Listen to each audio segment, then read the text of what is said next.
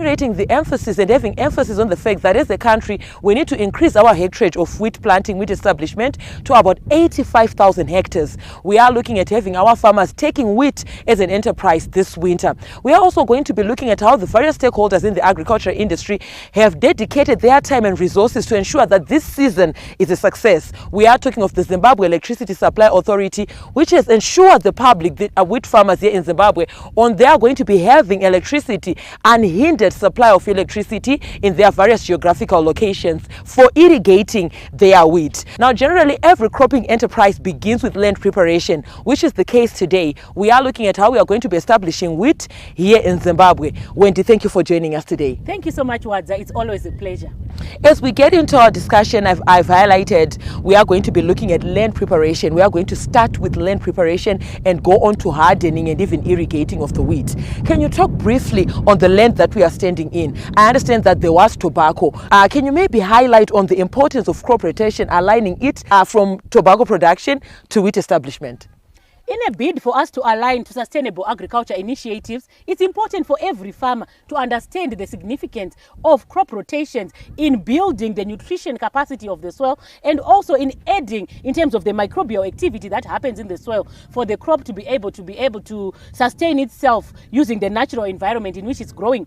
We need to become custodians of our soils. We need to nurture and protect and make sure that we are doing our best to replenish the nutrition that is being used up from the soils that we are going to be establishing our crops. With that in mind, here we are seeing that the crop that was here last season was tobacco, like you rightfully highlighted. It being tobacco, it will be established on ridges. So it was established on ridges for the sake that tobacco grows well on a ridge. But now that we want to establish a wheat, we need to destroy those ridges effectively so that our land is even. We have a fine tilt for the effective establishment and emergence of our wheat crop. So with that in mind, here we saw the disc coming in to do the first disking where they were destroying the ridges in the soil. Then they'll also do cross disking where they're now going the other direction to make sure that the fine tilt is created. But before they did all that, they came in with irrigation, some light irrigation to make sure that there is some nutrition to make the soil workable.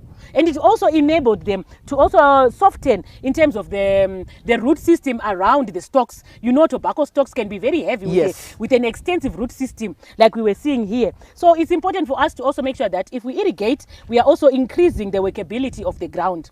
And the irrigation as well, it also helps in making sure that we are conserving and creating a bank in the soil of moisture, whereby when we come in to establish the next crop, we won't be found wanting. The crop will also be in a position to effectively utilize the surrounding moisture in the soil. Let us talk about wheat establishment. When it comes to planting wheat, generally what soil conditions are favored by wheat?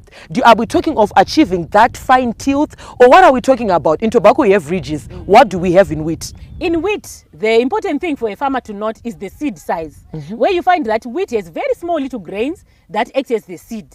So you need to make sure that you create a fine tilt if you're going to be using conventional methods of tillage. But if you're going to be using conservation methods of tillage, you can still do so, Wadza, when you're establishing your wheat, but you need to have the right equipment, whereby you're using the no-till planter, or maybe you're using the seed drill, which is a more precise implement when you are growing your wheat, whereby it only opens a ridge where you're planting your wheat and it goes as deep as you would want it to go. Some farmers might come in with a reaper first. They reap where they want to establish their wheat, and then the seed drill will come on that same area for establishment. So it's not an issue of you having to do primary tillage only, but you can also do conventional tillage in a bid to align with conservation agriculture initiatives, but you need to get the tools right. Then for wheat, Wadza, the day you count as the first day of establishment of wheat is the day you introduce the irrigation. Yes. When you have not introduced the irrigation, you haven't planted your wheat. Even if you spread your wheat in the field 2 weeks before you start irrigating,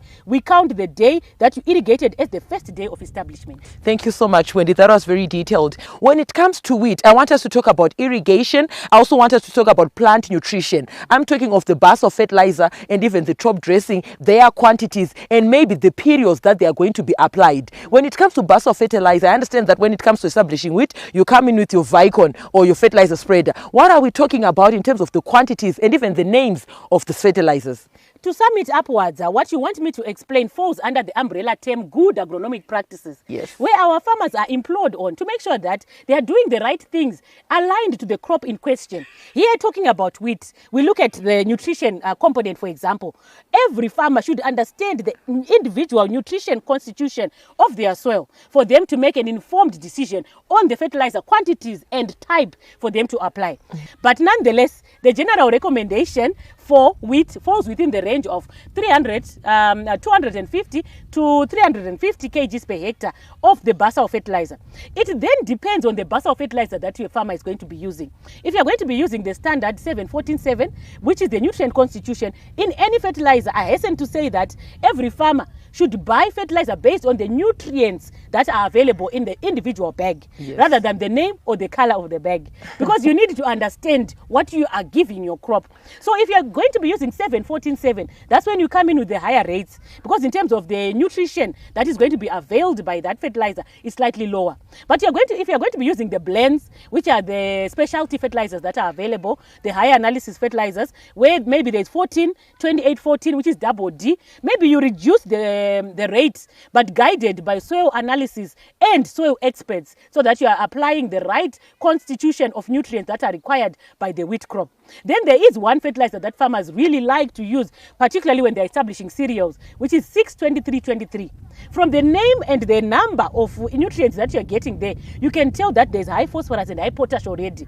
The nitrogen might be slightly lower, but that's not a challenge, because you will need higher nitrogen as the crop progresses when it gets into its vegetative stage. So initially, the lower nitrogen percentage will be enough just for the establishment and the early growth of the crop. So in terms of the nutrition, that's what we are looking at. Then in terms of the seed rate, in terms of the planting rates that you're going to require as the seed rates for wheat, when you look at wheat, we want to be guided by the planting implement that is going to be used.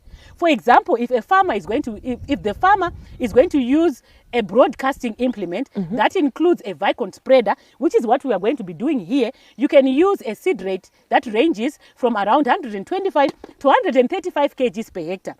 Some farmers are going as high as 150 kgs per hectare, but we want to caution against increasing seed rates without a justifiable increase in the yield that you're going to be getting. Finally, Wendy, as we close this segment, in a snippet, why do we establish wheat in winter here in Zimbabwe? The importance of catching the wheat planting window also speaks to a farmer being able to catch the next season in which they are going to be establishing their crop.